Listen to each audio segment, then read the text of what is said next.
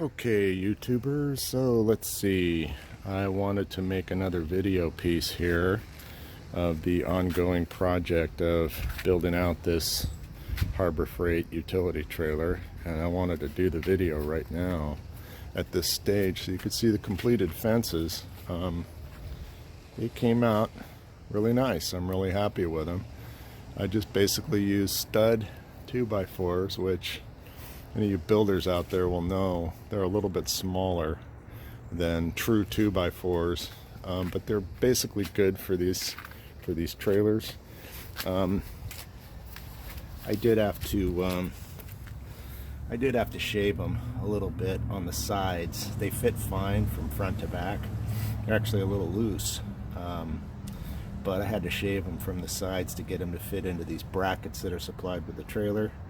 Not a big deal, but it adds some time to your job, and that's kind of a drag, that you have to do extra work to just make stuff, ordinary materials fit. The fence boards are 1 by 8 by 1 by 8. They're by 1 by 8 by 8. I actually got 12 footers because there was not an adequate supply of decent boards in the 8-foot category, so I had 12 footers cut into 6 12-footers cut into 4 and 8 foot each, so to give me my whole supply of these boards. They're reasonable, but there's about another $150 or so in the hardware and boards, you know, to make a nice fence system.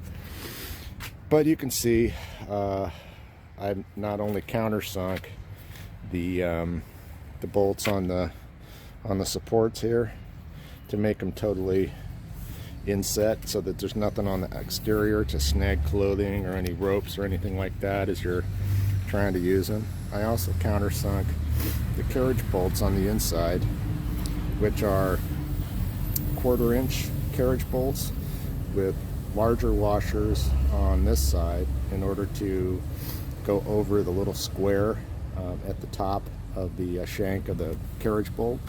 There's just enough bite left in that square to hold the bolt as you're tightening the nut on the other side, but I did have a couple that slipped a little, but once I got them in there, they're not going anyplace. And on this side I used the regular nut for the 1/4-inch and then a smaller washer to fit in the board hole here, and then a spring lock washer on top of that. It was kind of tough to get those to seat because there's not quite enough clearance on the shank until you tighten them down. That's what I realized. I tightened them all down. I left the lock washers off in the initial tightening and then went back and took the nut off after I'd tightened them all down and compressed the wood in there a little bit. Then there was plenty of room for the lock washer. So you do want to use a lock washer on this assembly because these things are going to be rattling around a lot. You're going to find yourself losing a lot of bolts from your fence, I think, if you don't put some kind of fastener in there to hold those bolts steady. I suppose you could use nylon lock ones, but I prefer the metal spring washers. Adds a little cost, but it's worth it. So as you can see, I put a little painter's tape over the carriage bolts that secure the deck, just to keep the dust out of them as I'm doing all my finish up work.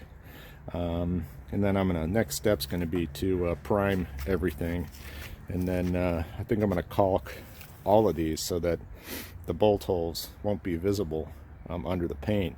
You'll still be able to dig them out if you really need to take it apart, but I'm not expecting to have to do that. I think once this thing's built, the fences are permanent for this trailer. And I don't have my corner hardware on yet.